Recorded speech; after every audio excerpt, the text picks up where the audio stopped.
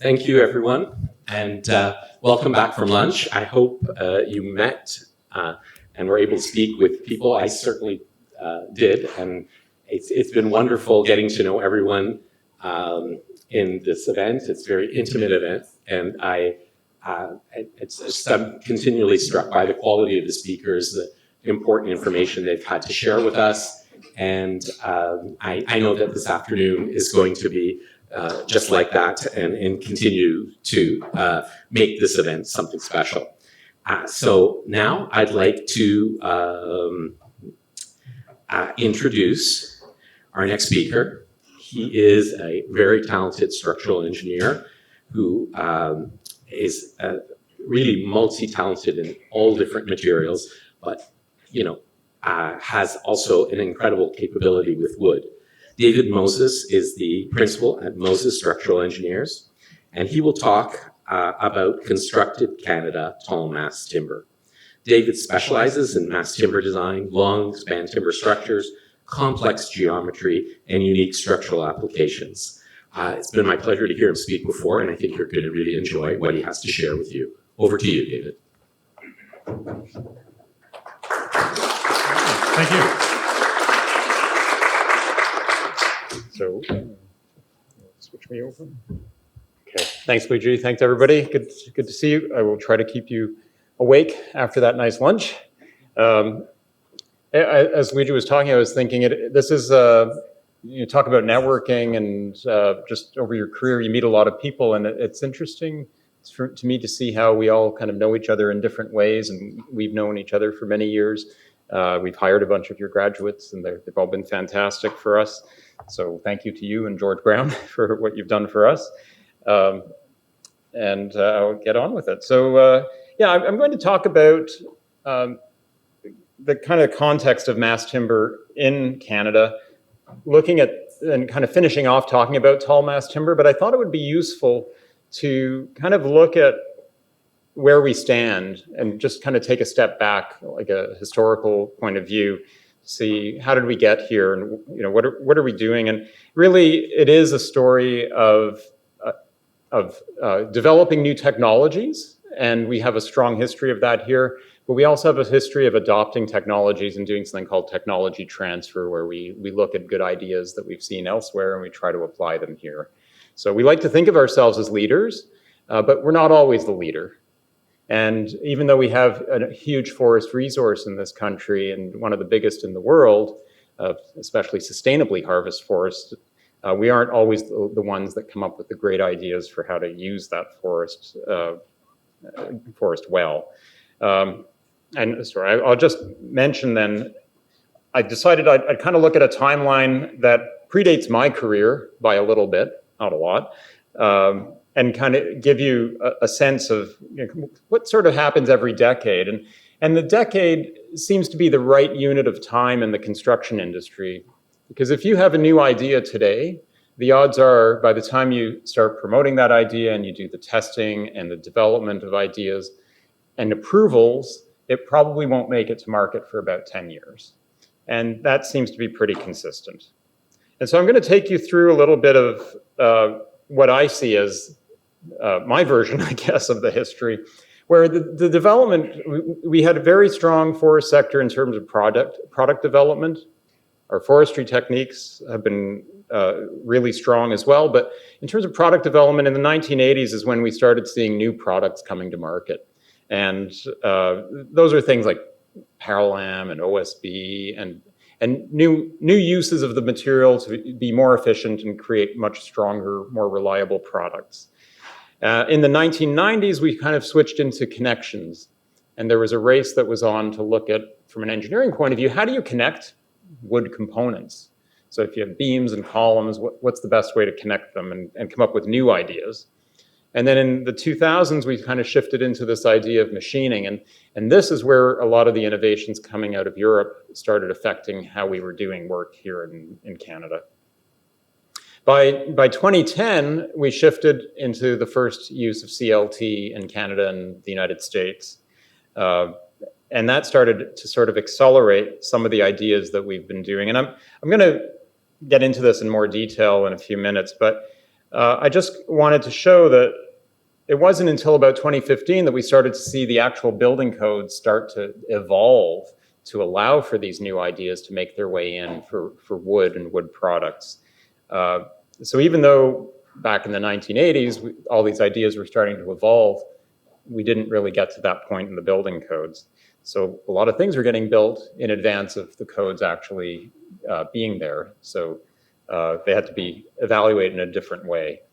And then by the time we hit 2020, we realized we also need to start getting the trades up to speed, and also look at, well, what is tall wood? What does that mean in terms of our codes, and what will we do until the codes catch up? And going forward, it's hard to tell, but it seems like, and we saw from Mark's talk and Craig's this morning, that some of these other ideas that are coming forward are the ideas of hybridization and combining or melding together ideas to create new products that we really haven't seen yet, and taking it a further step.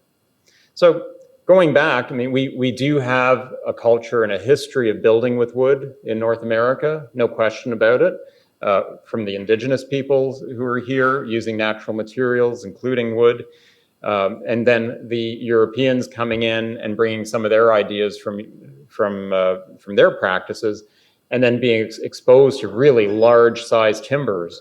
And we were building like that until the building codes put an end to taller wood buildings for fire safety reasons and stopped. But these are some examples of buildings not very far from where we are sitting today.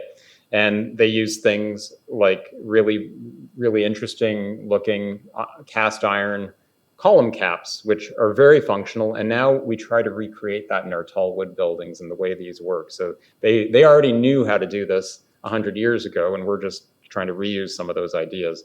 The floor in the picture on the right, that's a nail laminated timber floor, which is something that we're seeing again. So some of the other products that were evolved and developed in the 1940s and 50s were things like glue laminated timber, and that really relied on a really good, reliable source of 2x4 or 2x lumber to be able to make glue laminated timber. The fabrication of that is really controlled under CSA standards, and so it's a proper engineered product. We saw the development of laminated veneer lumber, which at the time nobody would use, and it took years for people in the market to start accepting it. And now you can go on pretty much any job site and see that product. So in the 1980s as well, Macmillan Bloedel out in BC came up with an idea of using smaller trees, not relying on old growth species anymore, and developing other products. So that came along. And then in the 90s, as I mentioned before, we had all these connectors that started coming into the marketplace. We were used to seeing bolts, steel side plates and bolts everywhere. And then there was a real push to really make the connections as concealed as possible. So we had things like glued-in rods and different grouts that were developed, and that allowed us to try and test these ideas here. Some of that came out of Europe. Some of it was the result of access to CNC machines, which came towards the end of the 90s into North America. In fact, this is the first CNC machine that arrived in Canada at a company called Structurlam in Penticton, BC. And it was a 3-axis machine, which really sped up production and was extremely accurate. But so this is 23 years ago, right? And it was a game changer. And once we had that in our hands, all the engineers started thinking about, okay, what can we do with that machine? Shortly after, they bought a 5-axis machine as well that could handle much larger pieces and start sculpting them. And so you could really play around with that and create really interesting sculptural forms that we had never thought of doing before. So it also gave us the accuracy to improve the precision on the connections, which improves capacity and performance of connections. So leading up to the 2000s, we were doing a lot of things using those machines. So sometimes we would do exposed plates and bolts, kind of more traditional connections. Other times we would do things that were a lot cleaner. But the idea of longer spans, I think in 1994, the Olympics in Norway had like 200-foot and 300-foot span wood arches, glulam arches or trusses, that they were building, and that relied on the CNC equipment to get that. But it put wood in a place where we really hadn't been thinking of it before. And by the mid-2000s, here in Toronto, the Art Gallery of Ontario did an expansion where they put wood front and center. And that relied on a lot of this new technology, because the push there was to really have completely concealed connections, which is something that we've been talking about and doing for 10 years now. But it also relied on the fact that we could now work with full 3D models, solid models for the architecture, but for the structure as well, and then export all of that information directly out to a CNC machine. So it was the convergence of a lot of technologies coming together, as well as the capabilities. So this now allowed the contractor, in this case it was Ellis Dawn, along with the supplier of the glulam, to be able to produce really unusual elements, really complicated geometry, curving the wood, sculpting the wood, carving it, really making a statement and using a very much more sculptural form than we had seen before. And doing it front and center in downtown Toronto, which is basically a steel and concrete city. So obviously there were other examples of buildings in Toronto, but maybe not as accessible to the public as this one. And projects like this then start inspiring other people to do things. And so we got a call from an architect and engineers at Halsell Engineering who were working on the wave decks down just a few feet away from where we are. And there are 3 wave decks along the waterfront where we were able to take the technologies that were developed now from the art gallery and now apply it, but also taking it to another level and using other types of wood species. So in this case, it's yellow cedar. And cedar is naturally durable because it has oils in it that protect it. So you could actually leave it exposed to the environment. So that's kind of my cap up to that point. So something happened. And then in 2010, we're at this point where CLT finally comes to North America. And if you look at the production of CLT, I'm not sure if this was already covered by one of the other speakers, but it was an exponential growth of CLT in North America. So in 2010, we had globally, we had something like 50,000 cubic meters. It doubled in 5 years, and then it doubled again in only 3 years. And by 2020, we were at a point of about 150,000 cubic meters, just if you look at the new plants in Canada and the US at that time. I'm not sure where the number stands just today. But at least it gives you a sense of how fast that demand on that product has grown, and that it kind of explains why all these companies are so busy today. This was, we believe, the first project in North America. There was a clock tower in the US that was CLT, but I never got the exact installation date. And since I was involved in this one, it's up on the screen. This project was completely fabricated in Austria and shipped to Canada as part of the 2010 Winter Olympics in Vancouver and Whistler, and is now open as a cafe and a bike rental place very, very close on Lost Lake in Whistler. It's also a passive house, so it showed that you could not only benefit by using wood as a low carbon material, but also use the fact that it's built to such tight tolerances to create a very tight building envelope with really great glazing and create passive construction. And that's something that repeats in a lot of the CLT construction that we see today. It took a while. Ontario tends to lag. Usually in about 5 to 10 years, ideas that come from other parts finally make it here. But the Wayne Gretzky Sports Centre was the first application of CLT here in Ontario, and here it was on a new swimming pool roof. And the project benefited because they realized how much time they could save. They saved 3 weeks on the installation of the roof framing just by switching to CLT. They hadn't done it before. It was a new product.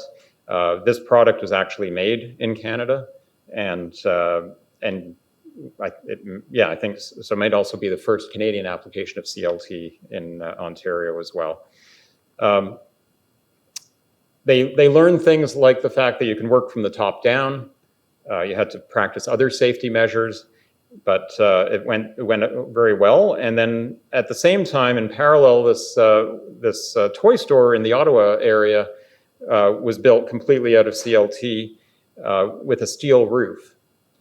So this was our first exposure to hybridization, where people start mixing materials, and it just was more practical for them to make the roof out of steel, open web steel joists with a steel deck above.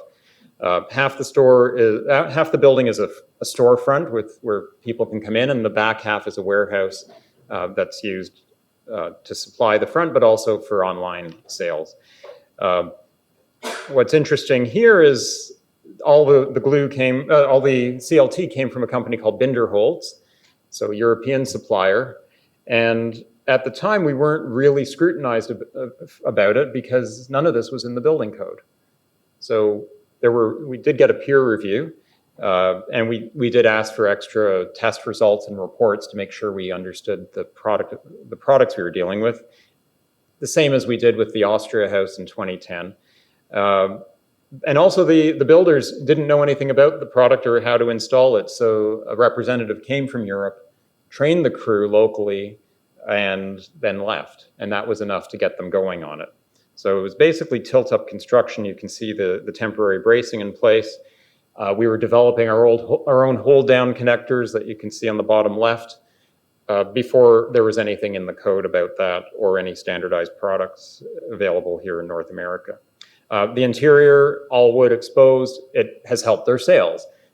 This particular toy store is known in the Ottawa area. Most people are aware of it, so it really was a differentiator for the owner from a marketing point of view. He happens to have been a structural engineer as well, so that was a nice benefit. But the fact is that these things start getting noticed. They're picked up in the media. This was a cover story from Canadian Consulting Engineer magazine, just featuring cross-laminated timber. So it's gotten out there. People know the product, but it's one of a palette of materials that we tend to use when we talk about mass timber. So we see these changes happening, and now we realize, okay, well, let's go taller. What else can we do? We've done these nice sculptural forms. We've developed all of these nice tools about machining, about 3D modeling, using CNC to create really tight geometry where we need it. How else can that be applied? Again, looking elsewhere in the world, we saw in England the first tallwood tower, modern tallwood tower. And that inspired a lot of people and said, okay, well, we're going to make that change here too. It took a while for the codes. It wasn't until about 1.5 years or 2 years ago that our code finally changed. So again, another 10, 12 years for that to happen. And so a lot of things, all that pre-work that happened got us to this point in about the 2010s, but more work still had to be done to actually get the code changed. So tallwood kind of happened at the same time that we had a transition in the code that allowed us to go to 6 stories in wood. Prior to that, it was between 3 and 4 stories was approved in the building code, so you may already be aware of that. But that typically was about stick frame construction, and we weren't really focused on mass timber. But mass timber has a place there as well, particularly above 6 stories where stick frame just doesn't work anymore. So that's like regular lumber, 2x4s, 2x6s. It's just not very efficient, and the codes then ask us to transition into the mass timber products. So we have all these fantastic standards that Canada is one of the leaders in the world in standard development for products. So this is just an example of one for glue laminated timber. Canada and the US jointly created their own standard for CLT, which I can't recall a previous time that we actually have done that. We've sometimes just bound our version with their version together, but this was a joint effort, and it's a regularly updated standard as well. So it's really advanced. So that tells us what we can do with our CLT. And then by 2014, FP Innovations, Canada's Forest Products Labs, there's one office in Vancouver and one in Quebec City. They jointly developed, along with a lot of peer reviewers from the country, a technical guide for designing tallwood buildings. Another advance and sign of leadership here in the country. Understanding that tallwood is coming, In Ontario, the government in 2015 or so, 2016, decided that they were going to push as well. Understanding that the building code took a long time to change, they went ahead and developed a guideline or a reference that people could use to look at alternative solutions. So we co-authored this with Steve Kraft from CHM Fire, who was speaking yesterday. And that's Ontario specific, but it has been looked at for people in other provinces. And also, FP Innovations has a handbook for CLT design, which talks about many different aspects of CLT, including a new chapter that was released in 2019 that actually goes through a full worked design example of a tall wood building, and used our next speaker's project, Arbora from Montreal, as the template for that. So this, I believe, may be a free download if you are looking. And this is all about trying to educate others and get more people on board. So we're trying to educate the designers as well as we go ahead. And in the meantime, Ty Farrow was speaking yesterday, and we were playing around with our own concept back in 2014 of a tall wood building. And this was a 44-story prototype using a diagrid construction to understand what would the parameters be that we would need to achieve to design this building. And what's great about these exercises, and like the one that Mark was showing earlier today, is it really forces you to think tall and think differently, but it makes, once you do that, then the smaller buildings start to look a lot simpler. So if you're thinking about 44 stories, maybe 12 stories isn't so bad after all. There were a number of demonstration projects that happened in Canada in that time period as well, and that really, it just shows how important it is to make these changes, to have the government involved, to incentivize people to make that leap and get outside their comfort zone, because there are extra approvals and extra testings that's required, and that's the point of the demonstration funding, to help those clients out. Quite often they're institutional clients willing to take that chance, but occasionally you will get a private developer who will do it. So the Brock Commons building, which I think everybody here is probably familiar with, but it was the result of having some demonstration funding available to us in Canada. And in that process were things like 4D time simulations, so every single piece going up in the models to be able to predict where things need to be placed, understanding that sometimes the wood will be exposed, but oftentimes it will be encapsulated. So this is probably our first look at really the idea of encapsulation and talking about protecting the wood in case of fire. At the same time, the 13-story Origine building in Quebec City was also a demonstration project. It's a condominium. It is also a private developer who received funding for innovating. And in this case, it was primarily a CLT building. It's a one-story concrete podium with 12 stories of CLT up above. A lot of the ideas of installation sequencing and making sure the installation can be performed just in time as the materials are pulled up, all of that was being developed and evolved over time. So this is where now it's so important that you have the contractor involved very early in the process of designing the building, because a lot of decisions can be made about access to the site, about the types of equipment that are going to be lifted, how heavy is each lift. There's so many different questions around that as well. Arbora, which we'll hear about in a few minutes, was happening also at the same time. As I don't believe they had any assistance from the government, and you'll probably tell me afterwards, but I think that was not part of the demonstration projects. But the developer went ahead and did it anyway, and that became a real selling feature for them as well. I won't say more about that project, but I've toured it. It's a great building, so it was really great. And we brought a group of people from Ontario to personally go through the building under construction and realize that this is a real thing, and it's not just something we're dreaming up. We can do it here. So what happened in Ontario? Well, yeah, as always, we lagged behind. but we did get a few wins in the province, and one is the 80 Atlantic building, which you heard about yesterday as well, which is a 5-story mass timber office building, which was great because now it made the city officials, the building department, have to get familiar with wood.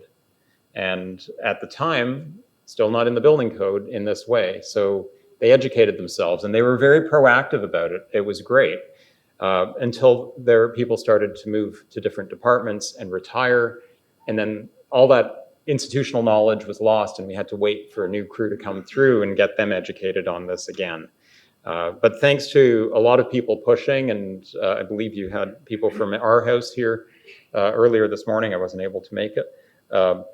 And they pushed through. And with early meetings with the City of Toronto, we were able to convince them that, yes, this is a good solution for this particular site. Toronto has so many potential infill sites in the city right now. It's hard to find a piece of land there that doesn't have a building on it. And if you look at this, I like the perspective on this photo on the left, that you can see how flat the city really is. And this is on Queen Street East, on a major transit hub. And it really has the potential to fill in that missing middle that we always hear about now. And just the idea of investing in that in our neighborhoods is a really great idea. But it comes with its challenges. These smaller sites have all the complexities of a large high-rise site without the same payback. Quite often, underground parking is required, and that's a significant cost for a site. It's a significant environmental cost with all of the carbon associated with underground parking as well. So in this case, the developer pushed back and said, no, we don't need more parking, and we're on a major transit route. And so I think it opens the eyes in the city the city officials, when they can now see, okay, this is possible, and nothing went wrong. It all worked out okay. So some of the things that we developed on this prototype was the idea of prefabricated exterior wall panels that can go up with insulation on them before they're lifted into place. Well, that concept had to be developed, and how do you put the seams together and all of that. Some of the other things were the fact that this is an all CLT building from the ground up, 100% CLT. No concrete core, no wood core. No steel core. Everything was wood. Well, that was a change we had to get the city to accept and push forward. And now here we are so many years later, where we're seeing the city is finally starting to understand this and start to relax that requirement. And so the building codes are catching up. But it takes people to really push through and be the champion on these projects to make it happen. And in the end, this allowed this particular site to house a lot more people when we need it, and it could be reproduced throughout the city. And we're seeing other nice stories where this is not one of our projects, but I put it up here from Edge Architects in Kitchener-Waterloo, which is also an all-CLT construction of affordable housing or supportive housing in the Kitchener-Waterloo area, with some exposed wood as well and really beautiful interiors for the occupants. I don't have that here for you right now, but it just gives you a sense of the potential and how it takes time to convince each municipality that this is something that can be done, or to find the right developer in a municipality willing to take it on. Because the pieces are falling into place. And we have had projects, as probably a lot of people have, where the pieces don't fall into place. Right at the last minute after designing it, maybe they can't find the right contractor who's really well suited for the project. But there are a lot of really great wins. This is the T3 Sterling office building in the Junction area in the west end of Toronto, which I believe is 8 stories and should be complete very soon, if it may already be complete. And the T3 Bayside right around the corner from here, which I believe is 10 stories, also an office building. Who would have thought, based on, if you look a few years prior to that there would have been this much mass timber construction in the city. So there is a movement, it's coming. And obviously, with Limberlost Place here,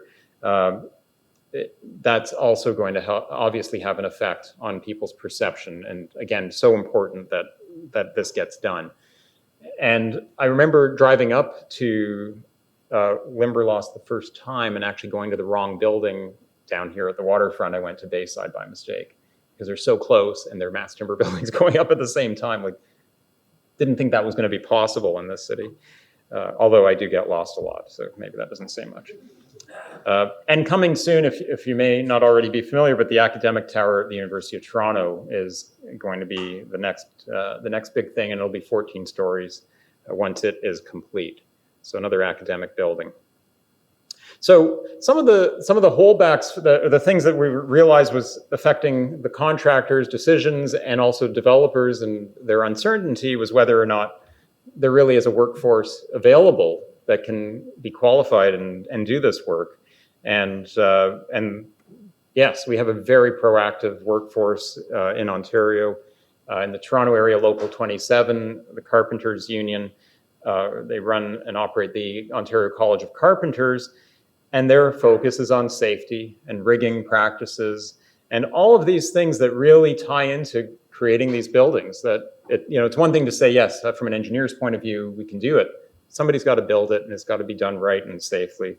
And so we've been working very closely with them to develop the curriculum and also develop working modules where they can do mock-ups, take them apart, rebuild them, and see how get familiar with the material, get familiar with handling it, understand the connections and all of that, because the connection hardware is also something that's relatively new, the types of connectors that we use.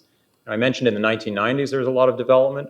Well, that development and connections did continue further on, and these screws, these high-strength screws that we see, that is an innovation, and that's really what makes these buildings so fantastic. And I mentioned that we can disassemble these mock-ups, but with mass timber buildings, we can also disassemble them. So, and reuse the components. So now we future-proof the buildings. We're now thinking about, okay, what happens in 50 years or 100 years when somebody wants to make a change or they're done with the building. We've designed mountain equipment co-op buildings where we've won lead innovation credits because we've designed it so that they can unassemble all the parts and reuse them somewhere else in the future in the event that people don't go shopping in stores anymore and it's all online. So that's the kind of thinking that really, it's not in the building code, it's not anywhere, but it's something we should be starting to think about. We are also involved in BCIT in British Columbia, and we've developed working modules and curriculum for them as well for mass timber projects, for mass timber installers in BC. And so that curriculum is out there as well. And these courses are oversubscribed, so there's a real demand for that out in the West as well. Okay, so I'm going to deviate for a minute now and just talk about one particular project for my friends at Timber Engineering in Vancouver. And this is called the On5 office, and it's actually their own office building. And the reason I wanted to show it to you is it kind of encapsulates a lot of the innovation that we're seeing from the West that takes time to make its way here. But you'll also see that in some ways we've led the way of what's happening out there as well. So there's a bit of back and forth, and we always like to think the grass is greener, but I like to think as well that we've had some influence. So this is a very tight infill site. You can see it's a narrow office building. It's 5 stories tall. It's on a podium, and then the rest is all mass timber going up. But it's just an open space, a hollow open space. So from a lateral point of view, there was some complexity of how do you actually keep this whole building from sandwiching on itself. It also had the use, and this building just completed within the last 2 years. They used prefabricated insulation panels on the exterior of the building, but they went even one step further, and it's a passive house building. So it's completely airtight with very low energy demand. There was a lot of innovation driving this project as well. So they use something called a tectonus system for seismic restraint, and I'll show you what that means in a minute. And they developed a flat slab system so that you can see straight through the building and there are no beams. So the ceilings are all open, so if you have mechanical systems, you can put it there, or you can just have the higher ceiling space. And that was developed using a new technology that was coming out of Switzerland. 100% CLT from the podium up. The podium structure down below, for a number of reasons, had to be non-combustible, so it was masonry, steel, a bit of concrete. So here you can see the finished cladding on the exterior and some temporary bracing holding the building in place during construction. And they learned a lot. Having talked to them, they learned a lot in the process of the cladding, pre-installing that cladding, and then also looking to how those seams were going to work and make sure they worked so that they wouldn't have to come back and try to repair it. They also had the builder involved pretty much from day one, so that they were doing design assist during the whole process to understand constructability and other issues around building. They also made sure to do a completely fully rendered 3D model, not just of the structure and the architecture, but of all of the mechanical systems as well for routing those systems.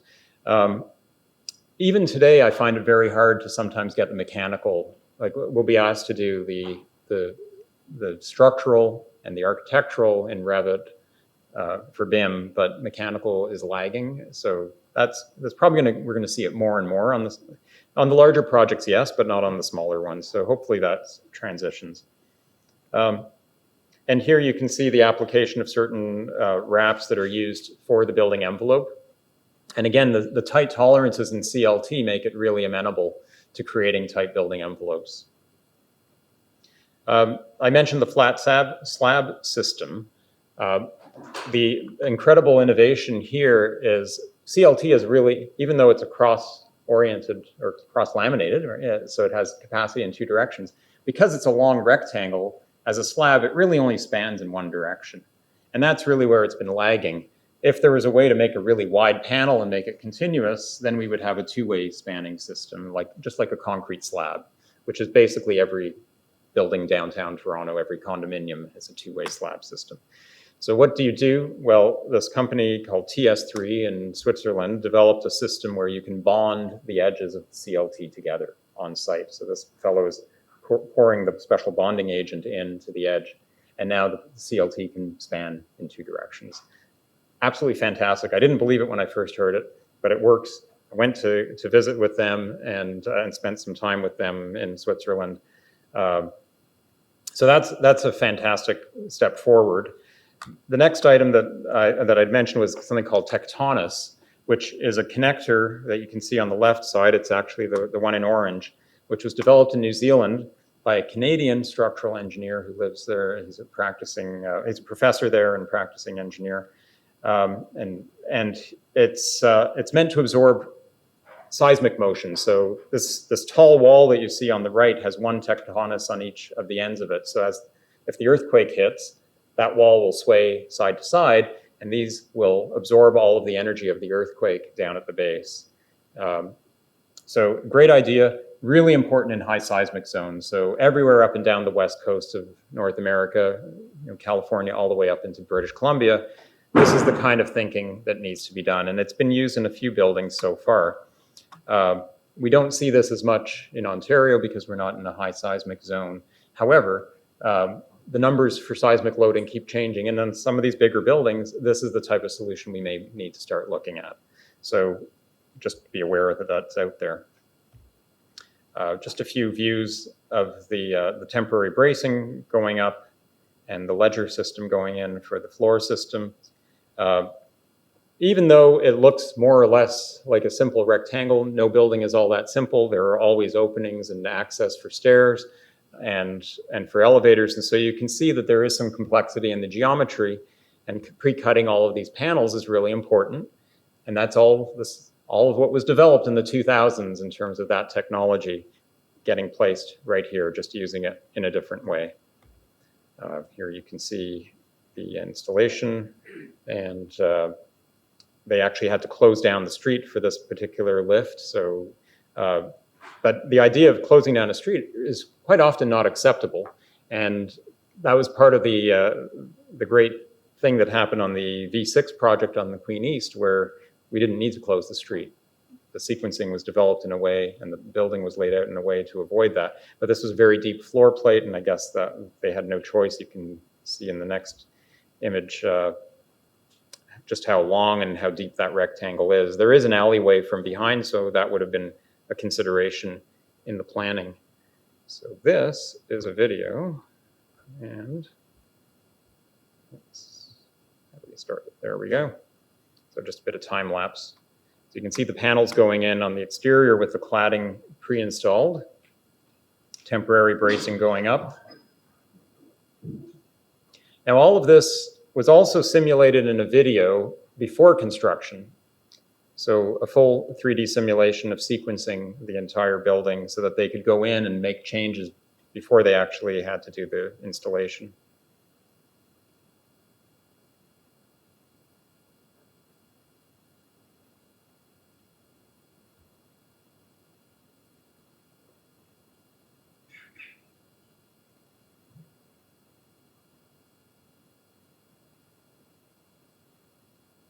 And there you go, one building. And that's the finished building before the front and back glazing went in. All right, so I'll finish off just saying, where do we go from here? Where do we see things going? There are, and this is just a snapshot of a few of the buildings in Canada. Can't do them all right now, right? But it gives you, I hope, gave you a sense of where we've been and where we're going. And I think the next step in the evolution that we're going to see is looking at systems. One of the problems right now is we don't have standardized structural systems for mass timber buildings. Every one of them is a one-off. Maybe T3 with Hines has the benefit of having done many buildings that they actually have now developed a system. But I think even they are always looking to see, where can they improve and tweak their particular system. We think that there's a lot of opportunity here for some standardization of systems, but we just haven't got there yet. If we look at concrete high-rises, that is a system that's been around so long that they have been able to evolve, and new ideas do come along, but they're incremental at this point. At the beginning, there were a lot of different options. And in Toronto, we have a certain way of doing concrete high-rise, which varies. If you go to Manhattan, it varies. If you go to LA, every city, every region has their own way of doing things. We haven't yet seen that happen in Canada for mass timber. So I think that's the direction that we may see some innovation. The idea of hybrids, I think, is also one that, as Mark was showing with the pre or post-tensioned concrete wood composite deck panels or floor panels that they have, that's a method of hybrid. Other hybrids are where you have a concrete core, for example, for the elevators, and you have wood frame around it or mass timber around it. But I think we're going to continue to see evolution in that area. And the other idea is this idea of exact models, meaning doing that 4D time simulation with everything in the model. As computers have become more powerful, we have that ability now. Question will be, do we use it? Is it going to be of benefit to us? And we need a few more projects for everybody, from design through to construction completion, to see if that really has a benefit to the project. And the only way to do it is to get more of them done. This is just an example of one type of hybrid where you have CLT floors and stick frame for the walls.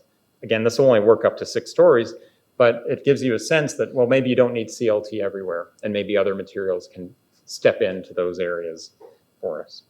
Okay, so I'm going to just stop on that and just do a quick plug for an event that's happening in 2 weeks. It's called Timber Fever, and it's an event that is hosted at Toronto Metropolitan University, but we helped to organize it, so formerly Ryerson, and it's a national event for students in architecture and engineering to come in. And it's a design build competition, 3 days long. Students arrive on Friday. They have a design charrette the full day to come up with a design. They have mentors who come out from industry, for engineers and architects, that work with them to come up with their designs. And then they have 2 days on the Saturday and Sunday to build their designs. We get the local carpenters, Local 27 comes out and helps students understand how to use tools, how to use them safely, work together with wood, and actually get hands-on experience. It's a great event. We've been doing it. This will be our 9th year coming up in a few weeks. We did have to go online for 2 years with COVID, and the competition became virtual, which allowed us to do a lot more intricate and complex structures with the students. But it's been back in person last year and this year again. Gets a lot of media attention, and what we've noticed is the students are also using it on their resumes afterwards. So that was really a good sign to see that we think we've twigged onto something here with wood and the idea of designing with wood and getting that messaging across as well. Because it's one thing to say we want to do all of this, but obviously we need the next generation of people to be coming through and making sure this industry still flourishes. So that's where I'll leave you. And if you're not sure if you have any questions, I'm happy to.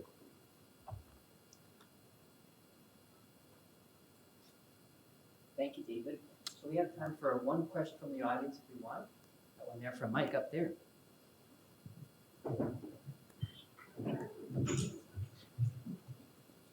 Well, better late than never to get a question. If there's only one, take advantage of it. So Mike York, formerly with the Carpenters Union, as I said the other night, retired but not reclining. So what I would like to do, I have a question for David, but first of all, I just want to say, leave it to David Moses, who's a leader, a thought leader, an inspiration in our industry, to spend half of your time recognizing other people. David, you've got a great track record, and what you do with Timber Fever, it really is inspirational for the next generation. So thank you very much for what you do for our industry.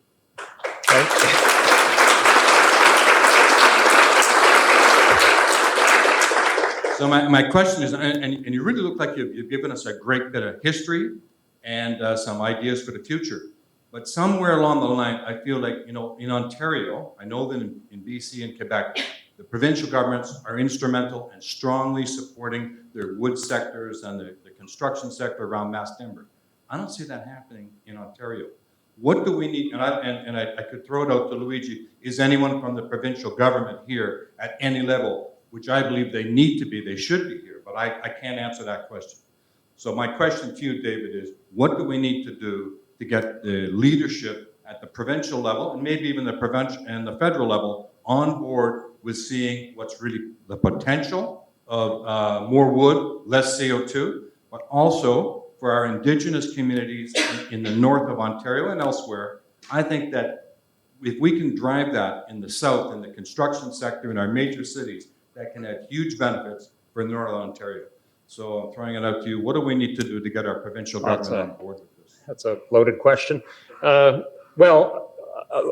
will say that I think the provincial government has been active and involved because they can see the business potential and the good for the economy of supporting our forest sector.